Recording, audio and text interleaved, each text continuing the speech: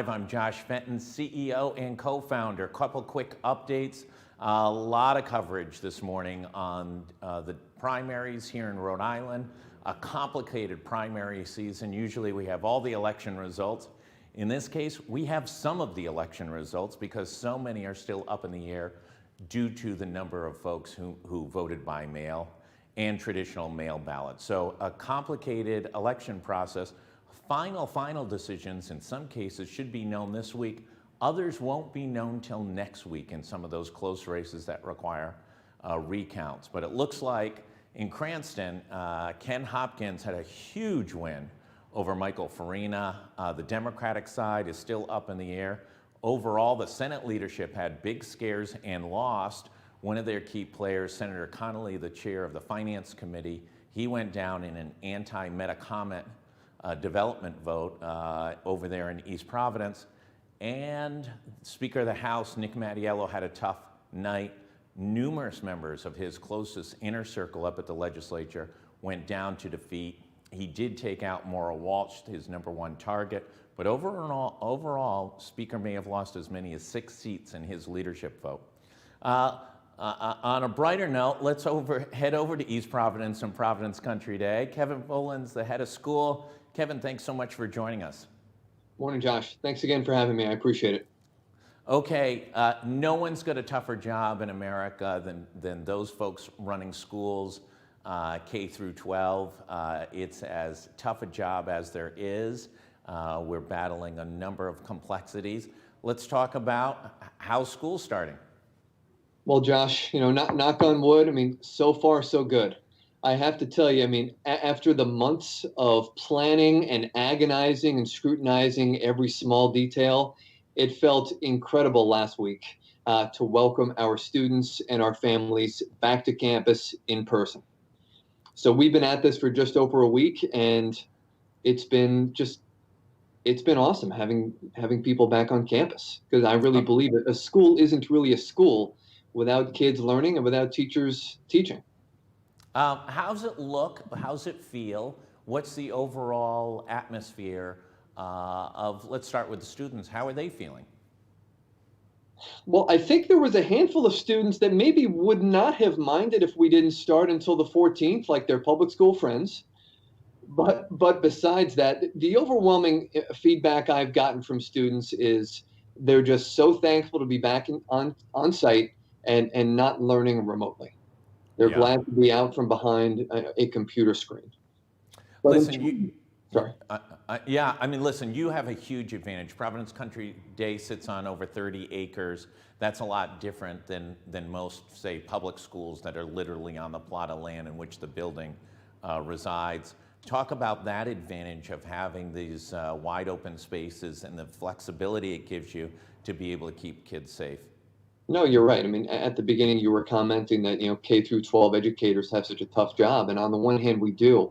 I think in many ways, I'm really fortunate that we don't have some of the challenges that some of my public school peers have. As you said, we have a ton of outdoor space. We have 30 acres. We have a relatively small student population. And so we are trying to utilize, every single acre, every foot of both indoor and outdoor space to make sure that we can safely and responsibly open. We're trying to abide by the 3 W's, making sure that our kids are wearing their masks at all times, making sure we're washing our hands, and then also watching our distance. And I will say, so far, wearing the masks has been, I don't want to say easy, but that has been certainly the easiest to enforce, and we've gotten the most cooperation. Watching your distance has been a challenge. And I will say, even from an adult perspective, Josh, if you're standing near me and I need to talk to you, if we're both masked up, I think naturally I'm going to lean in a little bit and maybe not keep that 6 feet. So I think just reminders and reinforcing some of these best practices to make sure that we can stay in person and on site for as long as possible. Listen, public schools in Providence are still wrestling over the nuances of reopening. Teachers union are still pushing back on some of the plans that are being implemented. In contrast, how's your faculty dealing with being back on campus, being safe, and being able to teach the way that they're most talented in providing educational information to their students. Sure. So I let my team know back in June that they would be hearing from me a lot this summer, for better or for worse. But I just thought that it was really important for them to know that there would be a steady stream of communication both ways throughout the course of the summer so that I could be transparent with them and letting them know what our plans are, and also wanting to know from them what are their concerns? What are some of the things that we can help troubleshoot now so that come September when we want to reopen, we can mitigate some of these concerns.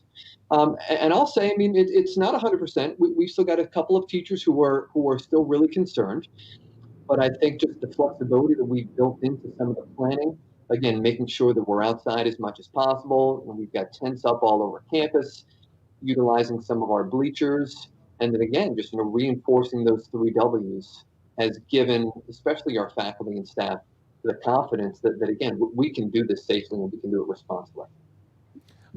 Communications, you've talked about it with the faculty over the course of the summer. It's absolutely critical with parents. What have parents been expressing? And are there some that aren't buying coming back onto campus? Yes, there certainly are some that are not buying coming back to campus, and that's okay. It really is, because I think especially as a private school community, we want to make sure that each individual family, that their needs and their wants, that they're met wherever possible. And so even though we are open 5 days a week, full in-person instruction, we've got about 5% of the student body who are attending classes remotely. And so one of the many challenges that our teachers have had to adapt to is not only teaching kids live in person, but also having kids Zoom in and attend remotely concurrently, what we call a blended model. And so that has been a learning process for our teachers and for our students. But I think just small things like speaking slowly and speaking very articulately, and then anytime students are engaged in conversation, repeating some of those conversations from students so that the students who are attending remotely can hear. Yeah, repeating the question, absolutely. Talk a little bit about what's been the biggest frustration? The biggest frustration. I have to say that there hasn't been a ton of frustration right now. Knock that wood again, please. I might regret those words soon. Yeah. But right now, again, not frustration, just biggest challenge we have so far is just helping students remember that they need to keep 6 feet away. Because again, I think our natural inclination is that we're social animals. We want to be near our friends. And so I do feel like a police officer, or, hey, Josh, back up from Johnny. Yeah. But I think people understand and they want to be here, so they're willing to play by these rules. How has the community reacted to sports going forward, but some of the limitations on high school athletics? Sure. Well, I think athletics has evoked some of the strongest reactions from our parents and from our students, both the good and maybe the not so good. One of the things central to us from the get-go was, regardless of what our competitive leagues were going to do, we think giving families and students the option to be outside, to be active, to continue to hone those athletic skills is really, really important in their development as young people. And so we've been committed to sports from day one. That said, I think hearing now some of the sports that can participate and some of the sports that can't participate, obviously we've got some excited students and we've also got some students who are disappointed. I know that our football players and our female volleyball players, they are hoping that kind of third season in between winter and spring, that will come to fruition. But I mean, I think as we've all seen, we're just trying to take it a day at a time and see what comes. What's been the biggest surprise? We talked about disappointments. What's been the biggest surprise in how the community's reacted? I think the biggest surprise so far is just after a couple days, almost how normal it feels, right? So even though we're all walking around with masks on, we've got outdoor classrooms going on, we're waiting in these staggered lines for lunch, it just feels really, really normal. And by the time we started back up last week, it was important for us to remember we hadn't been in this routine in almost 6 months. And I think people were just really yearning for and excited for just being around other people and having some of those social connections, even though it does still look a little bit different. The colleges and universities are struggling. There's been high-profile cases at Northeastern with 11 students being expelled. Over at Providence College, 17 were suspended. URI had an incident the other night. University of West Virginia, on and on and on across the country. Are your students at K through 12 that are going home at night to their homes, do they have a better fighting chance to resist some of the over-socialization that has the potential of ending the school year for everybody? I believe that they do, Josh.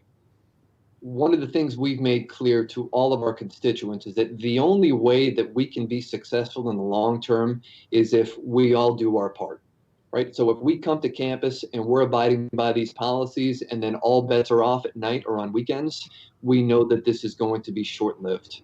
And so we have been asking people, and it seems like people have been compliant, that we need to make sure we're doing this not just here at Providence Country Day, but we are doing this in our neighborhoods and in our communities. And I think looking at the local data recently, it seems like cases are dwindling, and I'm hoping that that can continue even after the Labor Day weekend. Yeah, let's hope so. As you move forward, you're going to make adjustments. Have you seen any adjustments that you've had to make from kind of opening day last week to already? You've got to go, we didn't quite get this, or I didn't anticipate that. Have you seen any game plan changes at halftime, shall we say? Absolutely. And again, we knew that that was going to happen. And I'm trying to make it clear both to my team, to students and parents, I want you to reach out and let us know, how can we do this thing better? Because again, even though my team and we worked so hard and tried to come at this from so many different angles, we recognized that we were going to miss some things. So don't feel like, oh, I don't want to bother Mr. Folan. I mean, please bother me so that we can make this thing better. In terms of some of the things that we missed or just we figured out how to do better, I think just anytime a student has study hall, some of this relatively unstructured time, we just need to make sure that there is plenty of adult supervision so that, again, the kids are not on top of each other. And then also just some of these days where, even though it was a really, really dry summer, of course, last Wednesday and Thursday, as chance would have it, it rained. And so since a big part of our strategy was being outside, even though we have a number of tents, not all of our outdoor classrooms have coverage. And so what do we do when it's wet out? And then certainly a couple months from now, what is the plan for once the weather gets a little bit colder? Last question. What's your recommendation to others who are grappling with this? Listen, we've talked to a lot of schools. They've been so surprised at how complex this is, how expensive it is. And what's your suggestion? You've got a little bit of a head start, a week and a half ahead of everybody else. Any recommendations? Sure. So my biggest recommendation is just to have confidence in your plan and to also make sure that there was flexibility built into it. Again, we knew from day one that whatever we came up with for the first day of school, that it was going to change based on what made sense. So I would offer that, and I'll also just say, if you're teetering on, do I do it or not do it? I just really believe that if you can't do it in September or October, and what I mean is the in-person instruction, I just think come wintertime, between the cold elements, and I know as a parent, my kids are constantly sneezing, runny nose, coughing throughout those winter months. I think it's going to be really difficult to have kids on site come November, December. And so can we maximize some of the on-campus learning in September and October when the weather is nice, we can get outside and we can spread out? Kevin Folan, head of school at Providence Country Day, I really appreciate you taking the time. Very, very helpful, and appreciate you having the insights of already being back in the proverbial classroom on campus over there in East Providence. Really appreciate all your time and effort. Congratulations on at least a successful first couple weeks, and wish the best to yourselves, everyone at PCD, and all the schools across the state. It's such a critical period of time, and I think all of us feel like we've lost a little education block over the past 6 months. So kudos to you. For everybody else, we'll have Dr. Michael Fine on. He'll be Skyping in from Tennessee, where he's working on projects down there. And then at 1 o'clock, Governor Raimondo will be back on Go Local Live. We'll have updates on these election results from last night's primary. And we'll also have an update on this disturbing case related to a professor at Salve Regina in the University of Rhode Island. Stay tuned for more updates. Everyone, please stay safe and wear your mask.